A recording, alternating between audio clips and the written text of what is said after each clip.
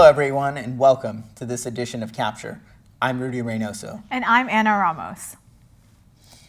On Friday, March 24th, President Donald Trump and Speaker Paul Ryan pulled their proposed Health Care Act. The decision was made moments before the House of Representatives were scheduled to vote on the bill that was created to replace Obamacare. The new health care system was very controversial amongst Republicans, with some believing that the bill was too extreme and others believing that it was too similar to Obamacare. Trump stated that the bill was very close to getting done, but condemned Democrats and Freedom Caucus members for opposing the member.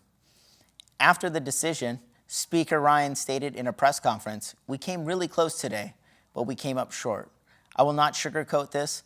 This is a disappointing day for us. We are going to be living with Obamacare for the foreseeable future."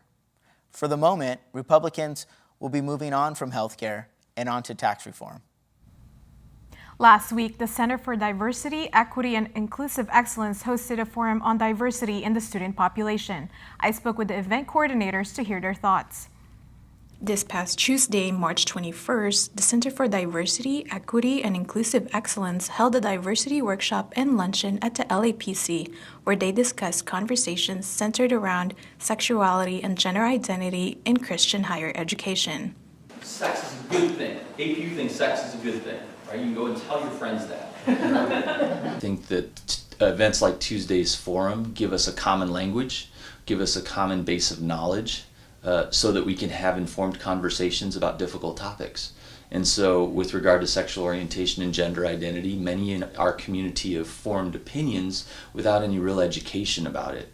And so an event like that just gives us all an opportunity to have dialogue over some basics of language, of statistics, of do's and don'ts, and enables our faculty and staff to have spaces where they can have those kind of conversations. Dr. Fiala's session was on sexuality and gender, and that really helps us understand today what many of our students are experiencing in terms of struggling with where they are, as well as faculty, staff, or administrators.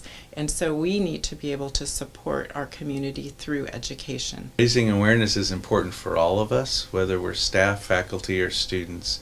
We have so many people represented here at APU, and it's really a multicultural mosaic. So events like this help us to reflect on our own practice and how we can better serve others. This is Anna Ramos for APU Capture. 3 APU football players got a taste of the limelight last week. On Monday, Azusa Pacific University hosted their football pro day at the Dillon Recreation Complex. 3 seniors participated for the Cougars, including quarterback Chad Jeffries and defensive backs Tyree Davis and CJ Broussard, who were joined by several Division I players from the University of Hawaii. APU's coach Victor Santa Cruz said 26 NFL scouts were in attendance.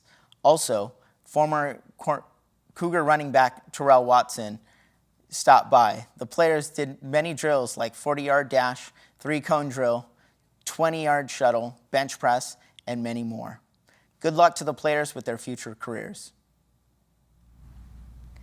Last week, the APU baseball and softball teams competed in the 4-game Pacific West Conference Series. The baseball team had back-to-back wins against Hawaii Hilo to bring their record to 23-3. Congratulations to Michael Fairchild, who has been named the PACOS Pitcher of the Week for the 2nd time this season. The softball team went up against Dixie State, making them 20-11 on the season so far.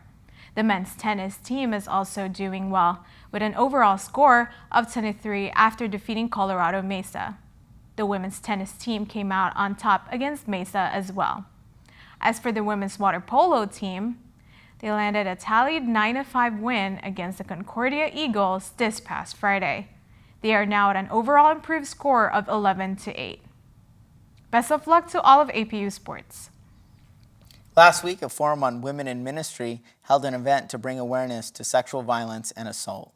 Azusa Pacific University hosted a forum on the women in ministry on March 21st in the Felix Event Center titled Making Space for Tamar, Sexual Assault Then and Now. The open forum consisted of a small panel from Azusa Pacific Seminary as well as students and faculty. I think it's so important to raise awareness by first making space. Everyone who came today had to listen and listen hard and closely to a text that often isn't preached or taught. It's just so difficult. And the text doesn't let us get around that. The open forum was very interactive as the audience members were able to share personal stories and experiences with sexual violence, creating an open dialogue with members of the panel.